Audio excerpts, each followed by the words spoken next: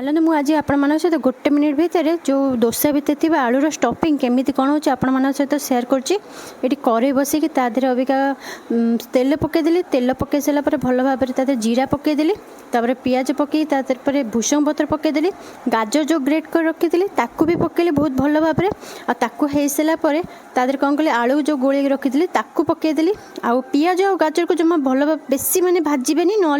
भल लगुन बेसी पोड़ी पोड़ी हो गला तो हल्का हल्का भाजबे तो ताकू भल भाव कर सारापर तादेह हेंगू भी टिके पकईली तापर तादेह कौन कर मैगी मसला पकाउची चाट मसला भी पकाउची कहीं मैगी मसला पकड़े बहुत भल लगे जदि आपण मैंने चाहिए जदि धनिया और जीरा गुंड जब पकईबारे कि जदि किचन किंग मसला पकईबे तो बहुत टेस्ट लगे तो मु तो मैगी मसला देख कर बहुत टेस्ट भी लगी आ देखो लास्ट को मुझ राग लंका टी देती कंचा लंका भी जदि आप खाऊे देले बहुत भल लगे हो सारापर देखो जमी बिरी चाउल बटिकी रखी तो मुझे चकुली पकईदेली आपण मैंने जानते बाहर जो मिले से मैंने वन साइड करके दिखती तो मत टे दी साइड करने को मतलब बहुत भल लगे